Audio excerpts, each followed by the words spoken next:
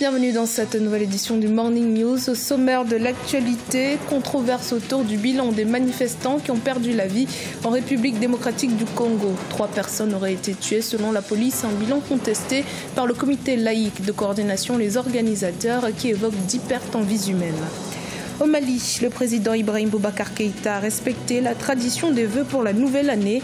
Il a notamment évoqué la création d'un projet de loi sur l'entente nationale ainsi que la bonne tenue des élections en 2018. Et puis en Tunisie, la hausse des prix du carburant est entrée en vigueur le 1er janvier 2018, une hausse de 50 millimes qui s'inscrit dans le cadre de la régulation automatique appliquée tous les 2 ans par le gouvernement. Mais tout d'abord, au Gabon, les très attendues élections législatives devraient se tenir au mois d'avril 2018 selon une décision de la Cour constitutionnelle. L'annonce a été faite par le président Ali Bongo Ondimba dans son message de vœux à la nation gabonaise dimanche 31 décembre 2017. Le parti au pouvoir compte bien obtenir la majorité des sièges à l'Assemblée nationale pour mettre en place les diverses mesures sociales, notamment annoncées par le chef de l'État.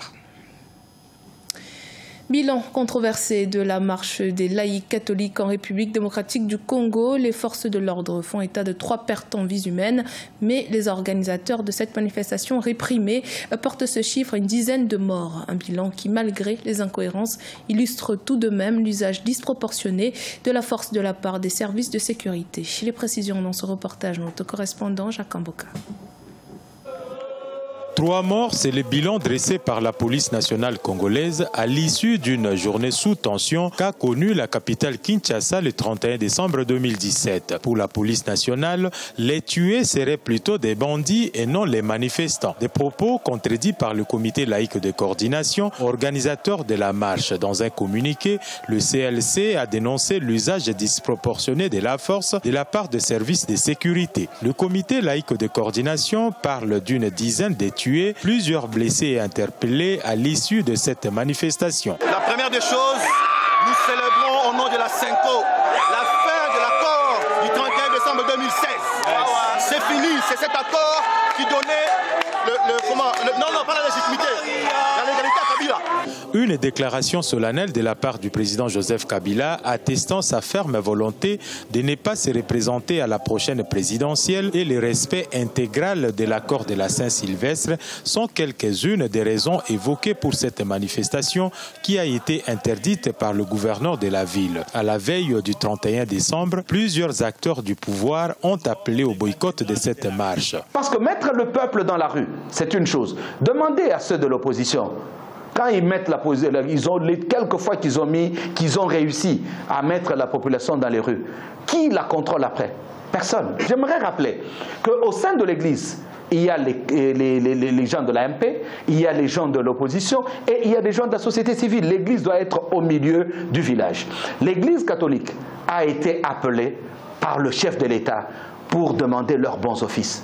C'est tout. 2018 s'annonce très mouvementé et sous tension en République démocratique du Congo.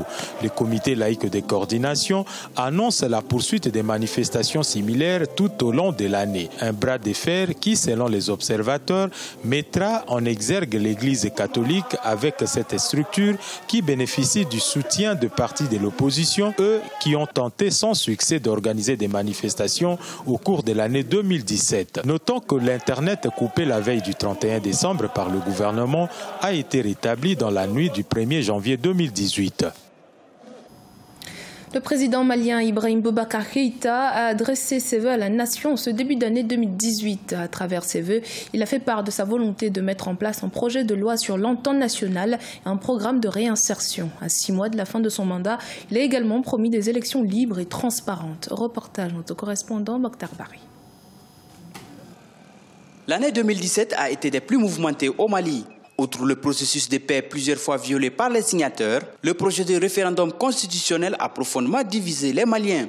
Le président de la République, Ibrahim Boubacar Keïta, dans son adresse à la nation, a axé son discours sur la lutte contre le terrorisme, le respect et l'amour de la patrie, mais aussi la réconciliation. Si le retour de l'ancien président Amadou Toumani Touré a été perçu comme un geste allant dans le sens de la réconciliation, le président Ibrahim Boubacar Keïta propose aux Maliens une charte de l'unité et de la réconciliation nationale. Je ferai initier dans les semaines qui viennent un projet de loi sur l'entente nationale. Ce texte proposera notamment l'exonération de poursuites de tous ceux impliqués dans une rébellion armée, mais qui n'ont pas de sang sur les mains. Des mesures également d'apaisement, après l'accélération des procédures en cours et les réparations accordées aux victimes reconnues. Un programme de réinsertion pour tous ceux qui déposeront les armes et s'engageront publiquement à renoncer à la violence. Mes chers compatriotes, je voudrais être bien compris. Le projet de loi ne constitue ni une prime à l'impunité, ni un aveu de faiblesse. 2018 est considéré comme une année électorale au Mali. Dès juillet, les Maliens devront choisir celui qui présidera leur exécutif, mais aussi le Parlement. Là aussi, le président Keïta et l'opposition politique souhaitent des élections crédibles. L'année 2018 est perçue par beaucoup comme celle de toutes les alertes, de tous les risques, car il abritera 3 grandes consultations électorales. Chacune portant en elle sa charge d'incertitude et de tension. Il me paraît d'une extrême importance de mettre fin à certaines supputations. Je donne ici l'assurance que toutes les élections, et plus particulièrement la présidentielle et les législatives, se tiendront dans le délai constitutionnel prescrit. Inch'Allah. Aujourd'hui, il n'y a pas d'autre voie que d'aller aux élections pour notre pays, pour sortir des difficultés que nous connaissons aujourd'hui et pour relever les défis à venir. Il n'est pas question pour nous de cautionner une quelconque transition, sinon c'est les apprentis sorciers, je pense, qui vont gérer notre pays. Nous sommes résolus à cela, nous nous engageons à cela, nous allons avoir l'unité nécessaire pour faire face à la diversité et à la diversion qui s'annonçait. Voilà, l'opposition est déterminée à aller jusqu'au bout pour qu'il y ait des élections crédibles et à date échue. Le président de la République, tout en saluant les efforts faits par les uns et les autres, appelle ses compatriotes à ne pas être complices des forces invisibles qui ont endeuillé le pays, faisant des centaines de morts. Après plusieurs reports faute de moyens, les élections législatives se tiendront en 2018 au Tchad. L'annonce a été faite par le président Idriss Déby Itno dans son discours de Nouvel An. Si la majorité présidentielle s'en réjouit, l'opposition qui juge illégitime l'actuel Parlement ne cache pas son scepticisme. En Tunisie, les consommateurs paieront désormais 1800 millim le litre de super sans plomb et le gasoil à 1280 millim le litre.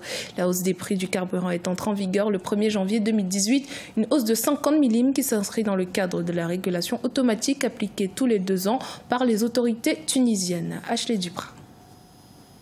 Au 1er janvier 2018, les prix à la pompe des stations tunisiennes ont augmenté de 50 millim, augmentation qui s'inscrit dans le cadre de la régulation automatique des prix du carburant appliquée par les autorités de régulation tunisiennes depuis 2 ans. Outre l'instabilité des cours du pétrole sur les marchés internationaux, cette hausse s'explique également par des mesures gouvernementales. Dans le budget de l'État tunisien, tous les ans, il y a ce qu'on appelle la caisse de compensation. Et cette caisse de compensation compense le prix du pétrole à la pompe. C'est-à-dire qu'au lieu de payer le vrai prix, les Tunisiennes et les Tunisiens payent un prix qui est subventionné. Un résultat, on surconsomme de l'essence. Les consommateurs tunisiens paieront désormais 1800 millim le litre de super sans plomb et le gasoil à 1280 millim le litre. Des prix ajustés dont les répercussions risquent de se faire immédiatement sentir auprès des couches de la population les plus fragiles. Les taxis vont recevoir ça en plein dans leur bourse et le résultat est qu'ils vont nécessairement devoir augmenter leurs tarifs. Et s'ils augmentent leurs tarifs, qui va être affecté?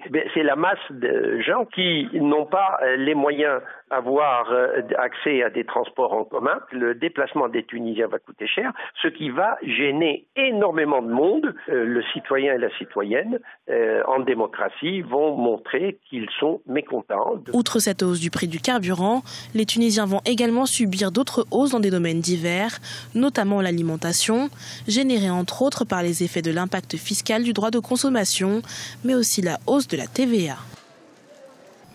Dans l'actualité sportive, l'international camerounais Ambroise Oyongo s'engage pour 4 saisons avec le club français de Montpellier Hérault. Le défenseur international camerounais débute sa première expérience européenne en 2018 après 3 saisons passées à l'Impact de Montréal en MLS, le championnat de football nord-américain. C'était le journal de la rédaction. Merci de votre fidélité. Dans un instant, une nouvelle édition de l'actualité sur Africa 24.